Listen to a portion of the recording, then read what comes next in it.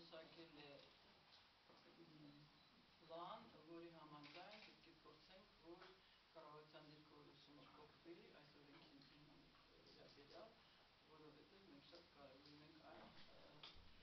այն կանանց իրավունքների կենտրոնը 15 տարի մոտ աշխատում է ընտանեկան բնության կանանց նկատմամբ ընտանեկան բնության ոլորտում, դրա համար մենք ունենք բոլոր հիմնավորումները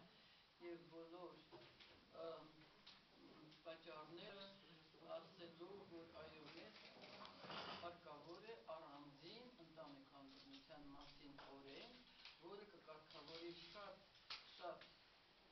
հարցեր, որոնք այսօր կարգավորված չեն, միայն երկուսը նշեմ, ինչ է ընտանեկան բնությունը չունենք սահմանում ոչ միտեղ եւ ով է ընտանեկան բնության զոհը կամ ուժածը, որ ինչպես գրված է մեր օրենքում։ Օրենքը նախաբան անեմ մի փոքր, պետք է որ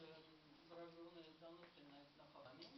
օրենքը դեռևս գրվել է 2005-6 թվականներին եւ դրանից հետո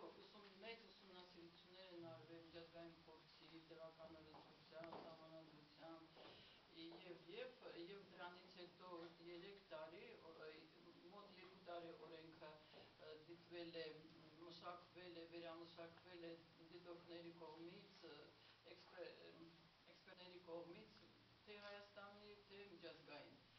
Դրանից հետո 3 տարի օրենքը շրջանառության մեջ է դրվել կառավարության կողմից բոլոր շահագրգիռ եւ համապատասխան նախարարությունների եւ կառույցների միջեւ եւ 3 տարի շրջանառությունից հետո բոլոր փոփոխությունները, որոնք պահանջվում էին օրենքում իրականացնել, ըստ մեր տեղեկությունների իրականացված է, անգամ առանձին իրավաբան էր հատկացվել այդ գործի համար, որը օրենքը վերամշակել է